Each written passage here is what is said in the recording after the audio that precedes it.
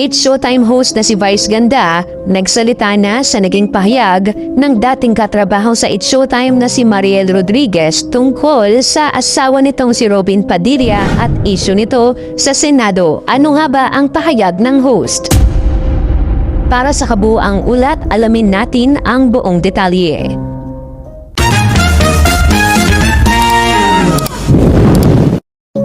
Maugong ngayon sa mundo ng marites at social media ang chismis na sinagot di umano ng unkabogable star na si Vice Ganda ang naging pahayag kamakailan ni Mariel Rodriguez Padilla patungkol sa posibleng muling pagtakbo ni Senador Robin Padilla sa 2028 elections.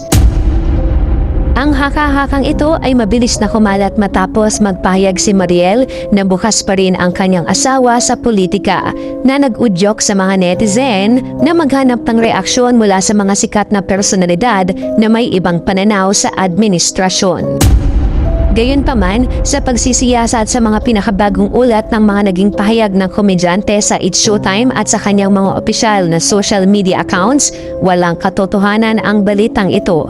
Walang inilabas na anumang direktang sagot, patutsada o opisyal na reaksyon si Vice Ganda laban kay Mariel o sa planong pagtakbo ng senador.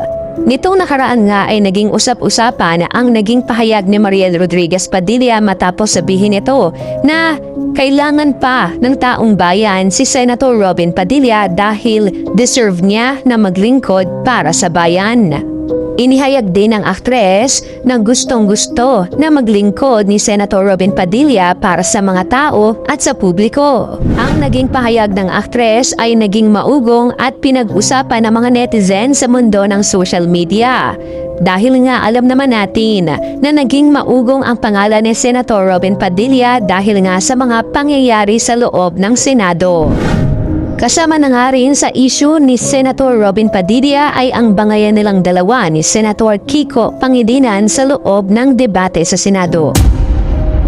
Samantala, matatandaang nananatiling mabuti ang relasyon ni Vice Ganda at Mariel Rodriguez na naging magkasama pa noon bilang mga host ng It's Showtime.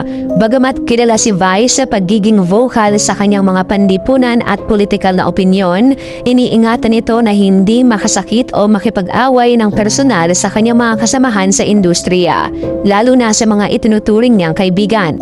Ang mga naging huling pahayag ni Vice sa telebisyon ay nakatuon lamang sa kanyang mga personal na realization sa buhay at sa kanyang mga kasalukuyang proyekto.